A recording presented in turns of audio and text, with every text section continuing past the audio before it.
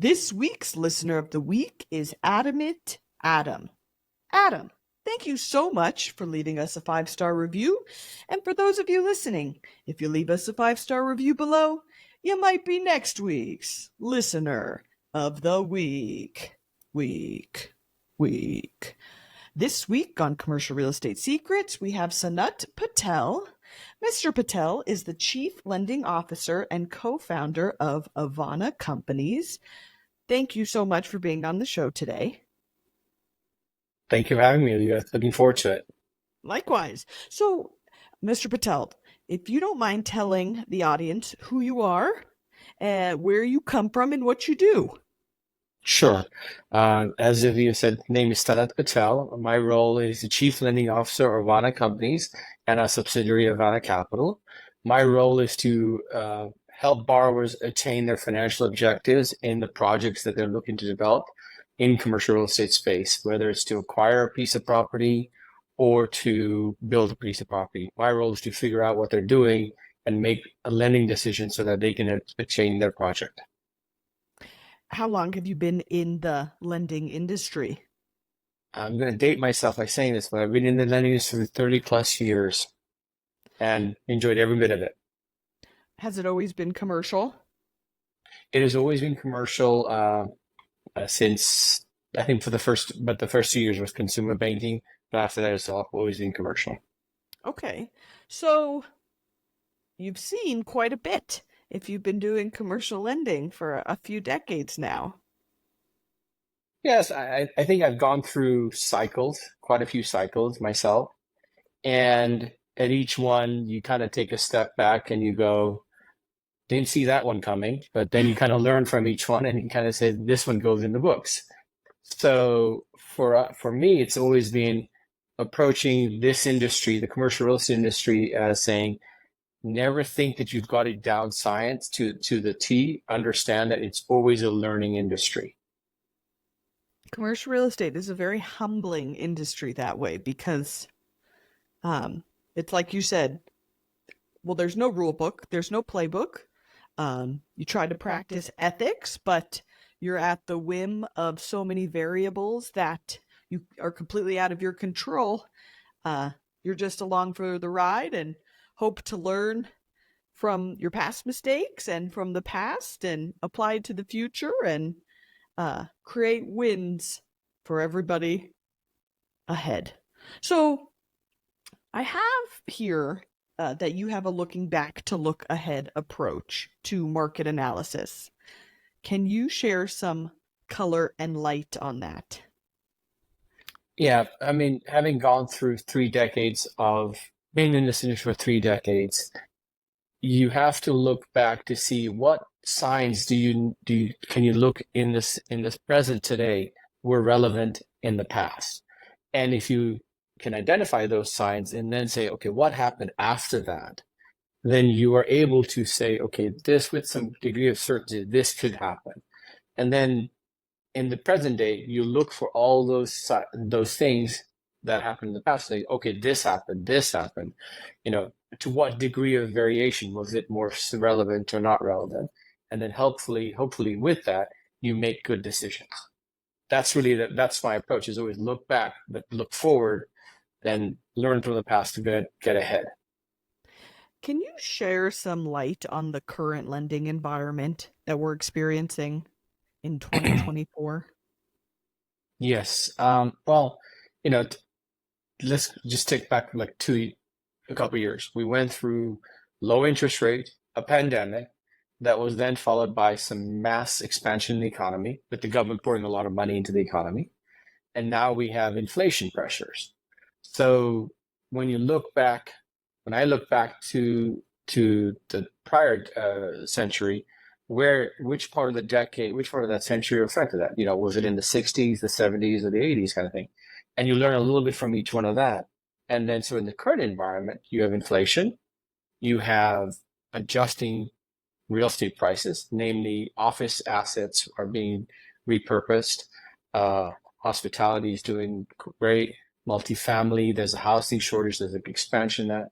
So you assess what happened in the past that resembled that today, and that's how I make a decision. So there are certain areas in certain segments of the commercial real estate industry that we like to be in because of the fact that we feel the they're demonstrating signs of growth in spite of inflation today, or they're at a point where they're going to grow.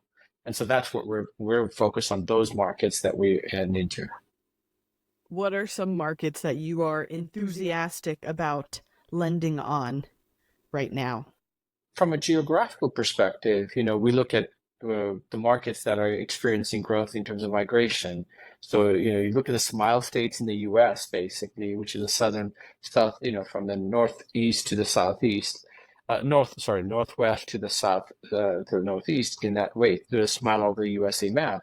You kind of look at those markets that they're experiencing.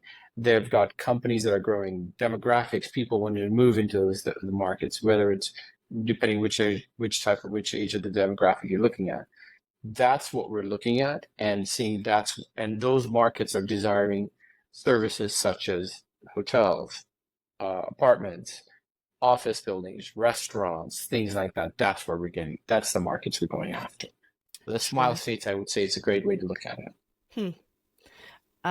I read an article this morning about these two stunning office buildings, maybe 5 minutes from my house, that were sold in March of 2020 that are now being foreclosed on. What, if you had a crystal ball, do you predict to happen to the office market in the next 10 years? The essence of your question is if I had a crystal ball. I don't, first of all. So whatever I say is my own opinion of this. Office assets were a darling of the commercial real estate market the last decade. However, the new paradigm for work is work from home, work remotely, work hybrid, whatever companies are using at this point. And the new age worker is demanding a lot more than I've got to show up in the office to do that. Okay. So office assets are going to be looked at as saying, how are they essential to where they are, to where people are living? What other services do they provide as part of that mix? So I think office is going through this repurposing or rebranding itself into something that's not just office as you and I may call it today. It may be more of a hybrid of office and other services, other parts of it. So that's where I think office is going to go. We are going to need office spaces for sure, but I think a good chunk of that, when you go outside in the periphery markets, you're going to see some of that happen. It's so funny. It's like some point between 2020 and 2021, it was retail's dead. We overbuilt retail. Yes. Retail. And now 2024, office is dead. We overbuilt office. Retail's thriving. There's still a little excess of big box retail and shopping centers, but I just think it's so funny how obviously the media does what the media does, but then how soon we forget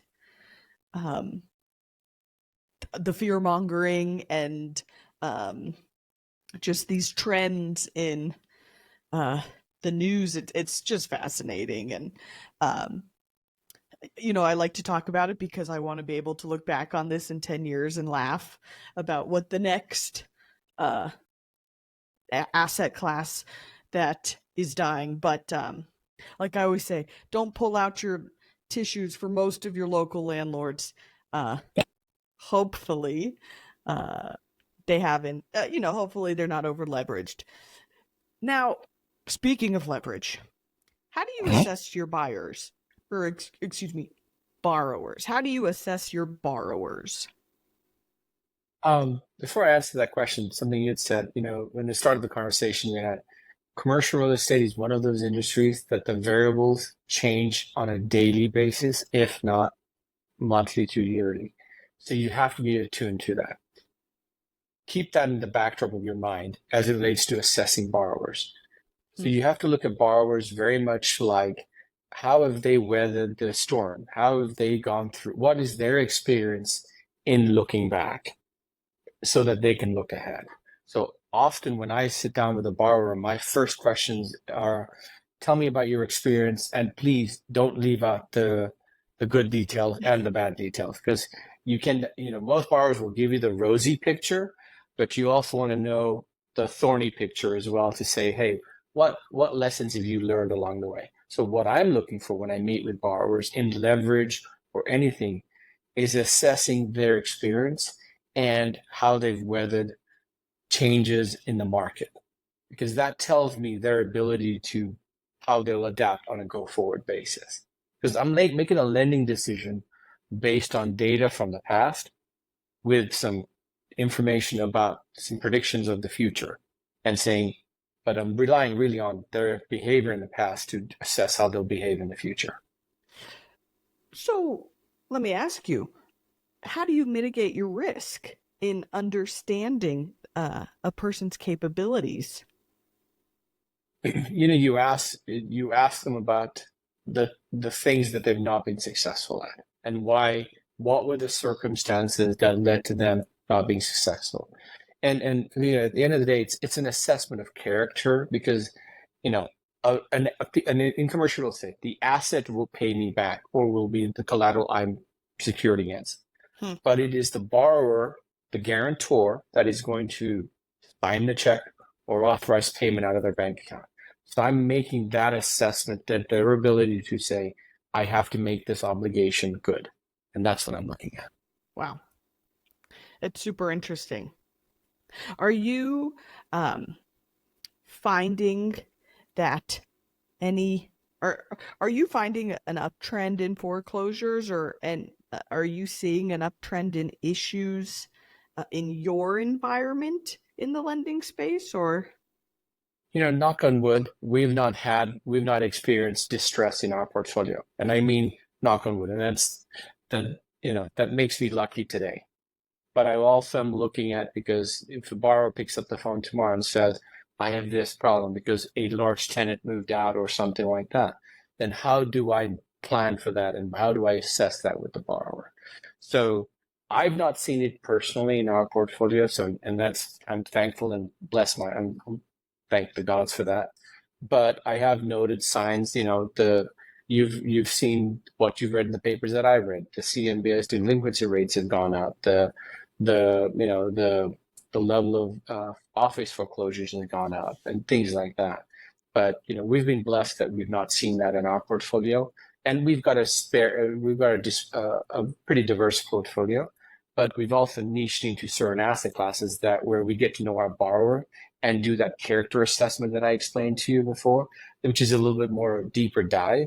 And the hospitality industry, for example, has allowed us to do that, and we've been very successful in that market. Hospitality is an amazing industry. It is. It definitely is. So, if say you were a new commercial real estate investor, what advice would you, on the lending side, have for them when looking to buy an investment? Are you ready for the long term? Because commercial real estate is not for the faint-hearted. It's going to be up and down cycles. And are you looking at this as a quick money situation? Because if you are, this is not the industry to be in. If it's something for long-term gain in asset value, this is the industry to be in, because real estate will always go up, but it will go through its cycles before it gets to that level you want to be in for. Yeah, it's so funny. I in 2024, listening to perspective, everybody can be an investor now because of the internet and our access. And what a long-term hold is to Peter might be different than a long-term hold to Paul, right? Like, my family, we have owned commercial real estate since the 60s, since my family came to America. And the whole point was buy, hold, never sell, long-term multi-generation, and that's it works. But then I see on the internet, to some people a long-term hold is 6 months, and it's just so funny to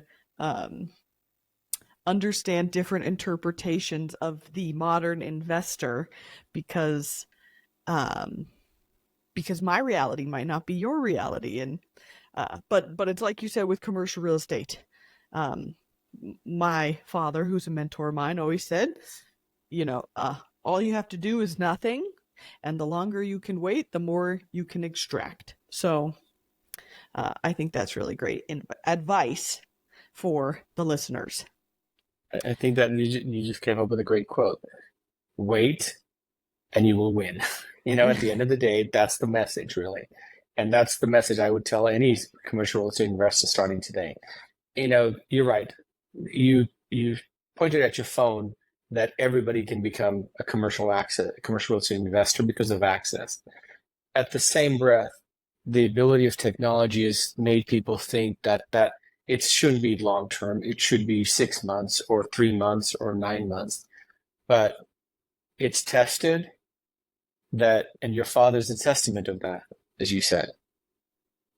Don't do anything, and the longer you can wait, the you will win. That's what I would tell. That's the same advice I tell investors. Are you in it for the long term? No different. Yeah. Oh, yeah. It's definitely not instant gratification, but it can be gratifying. It definitely is gratifying when you see the values go up, when the cash flow is good and all that.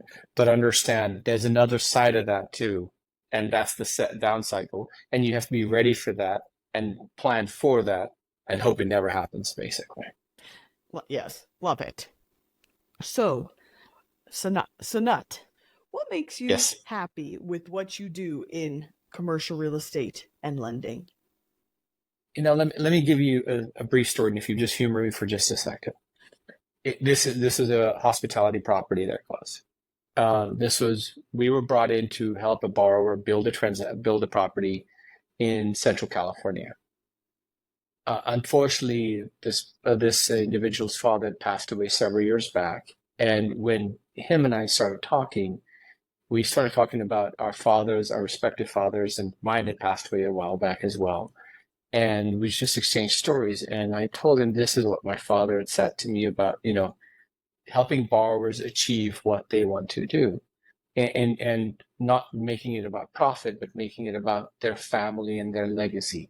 Your family, you said your father immigrated in the 60s. Today he's there because I'm sure along the way some bankers or some folks helped him along the way.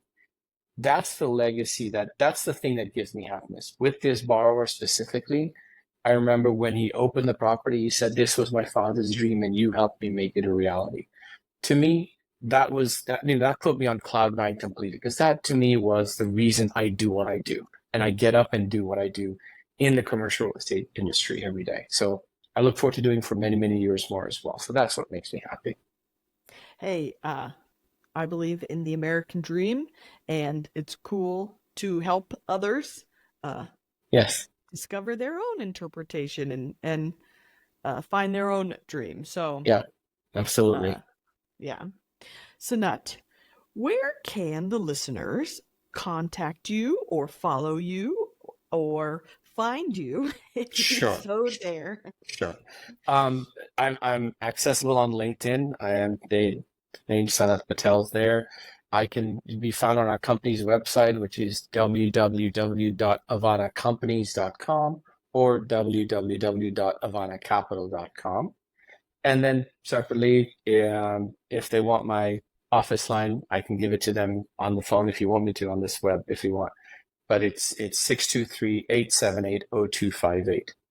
I'm open to help you achieve your objectives. Mr. Patel, thank you so much for being on Commercial Real Estate Secrets. And for everybody listening, we'll see you next week. Thank you so much. Yeah, thank you. Thank you for tuning in to Commercial Real Estate Secrets. If you have found our podcast to be valuable, Please be sure to subscribe, rate, and review on your favorite streaming platforms, and make sure to follow us on social media at Aviva Real Estate. For brokerage services or to get in touch with us, head over to thewarehousehotline.com and submit a contact form. My name is Aviva. This is Commercial Real Estate Secrets. We'll see you next week.